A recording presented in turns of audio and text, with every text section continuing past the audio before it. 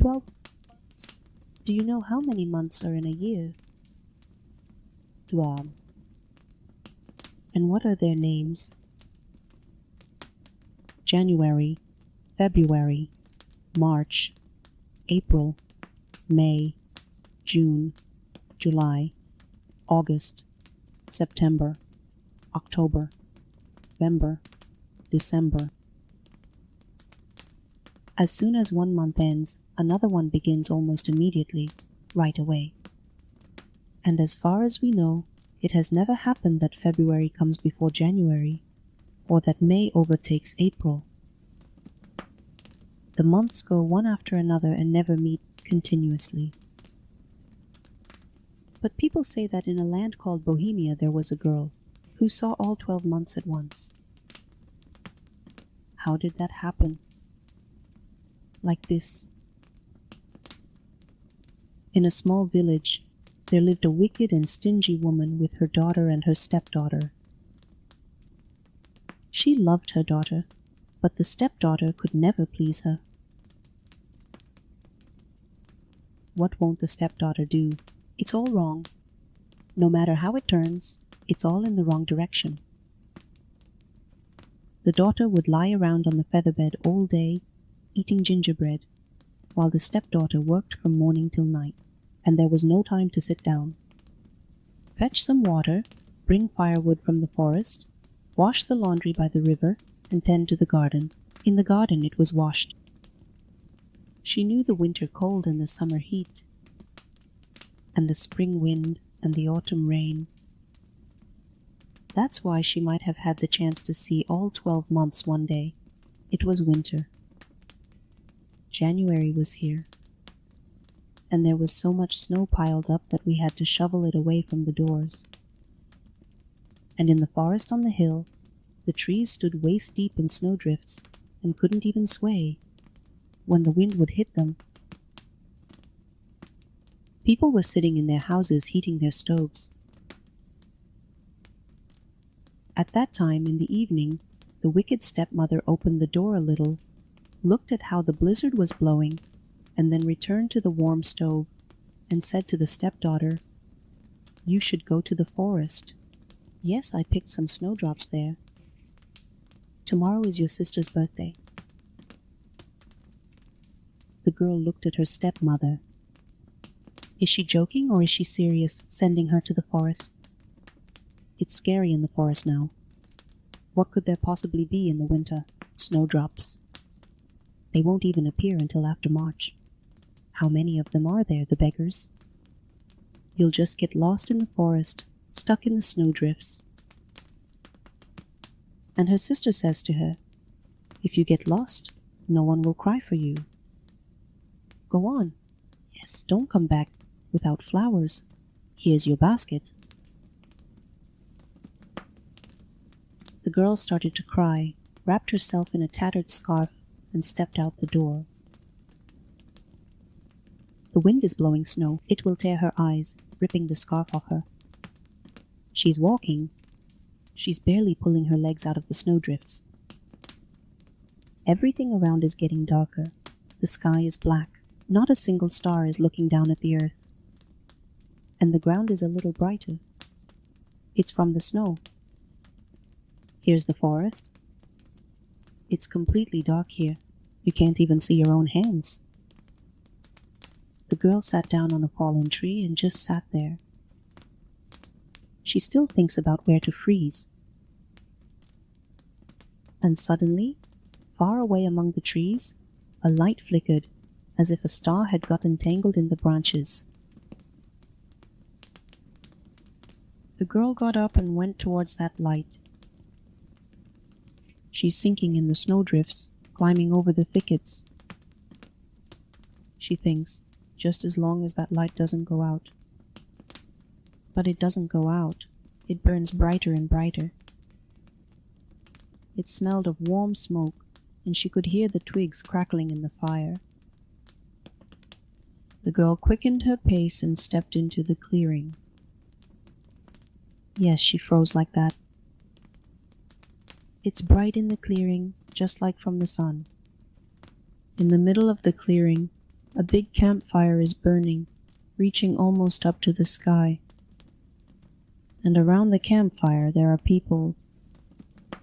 Some are sitting closer to the fire, while others are sitting farther away. They are sitting and talking quietly. The girl looks at them and thinks, who are they?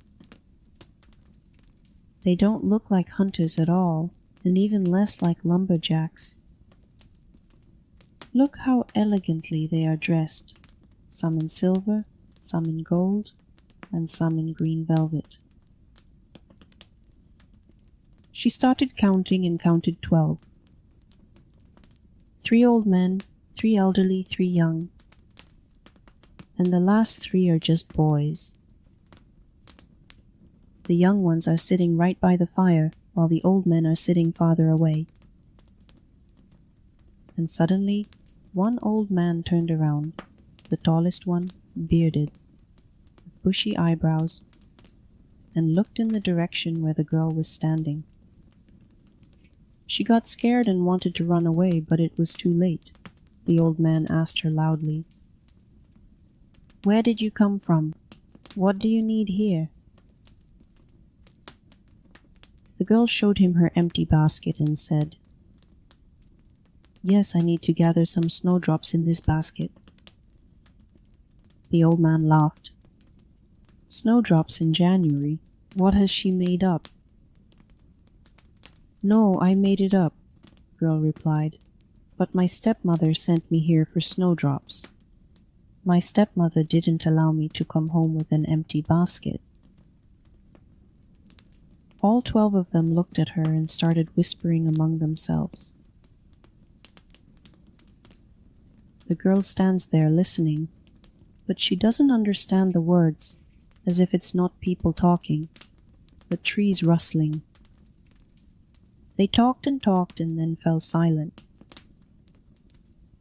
And the tall old man turned around again and asked, "What are you going to do?" "You'll stay here if you don't find any snowdrops, because they won't even peek out before March." "I'll stay in the forest," the girl says. "I'll wait until March. I'd rather freeze in the forest than go home without any snowdrops." She said this and started to cry. And suddenly one of the 12, the youngest, cheerful, in a fur coat, stood up and approached the old man. On one shoulder he stood up and walked up to the old man. "Brother January, give me your place for an hour." The old man stroked his long beard and said, "I would give it up, but March won't come before February." "All right then," grumbled another old man. The old man with the disheveled beard was hanging around. "Give in. I won't argue. We all know her well. Sometimes you meet her at the hole in the ice with buckets, sometimes in the forest with a bundle of firewood. Each month has its own. She needs help." "Well, let it be as you wish," said January. He struck the ground with his icy staff, and he spoke, "Don't crackle, frosts, in the sacred grove, by the pine, by the birch, don't gnaw at the bark. There's plenty for you crows to freeze, to chill human dwellings." The old man fell silent, and it became quiet in the forest. The trees stopped cracking from the frost, and the snow began to fall thickly in large, soft flakes. "Well, now it's your turn, little brother," said January, as he handed the baton to his shaggy brother, February. He struck the ground with his staff, shook his beard, and began to hum. "Winds, storms, hurricanes. Blow, what are the mights, whirlwinds, snowstorms and burins, play out towards the night, in the clouds, trumpet loudly, hover over the earth, let the snowdrift run in the fields, a white snake, only." He said this. How the wild, wet wind roared in the branches, swirling snowflakes danced around, and white whirlwinds raced across the ground. And February handed his icy staff to his younger brother and said, "Now it's your turn, Brother March." The younger brother took the staff and struck it against the ground. The girl looks, and it's no longer a staff. It's a big branch, all covered in buds. March smiled and sang out loudly, using his whole boyish voice. "Run along, streams, spread out, puddles, come out, ants, after the winter chill. A bear is making its way through the forest debris, the birds have started to sing, and the snowdrop has bloomed." The girl even clapped her hands. Where have the tall snowdrifts gone? Where are the icy icicles that hung from every branch? Beneath her feet is the soft spring earth. It's dripping, all around, it's weaving, it's bubbling. The buds on the branches have swollen, and the first green leaves are already peeking out from under the dark skin. The girl looks on, unable to take her eyes off it. "What are you standing there for?" The girl is looking, unable to take her eyes off it. "What are you standing there for?" March says to her.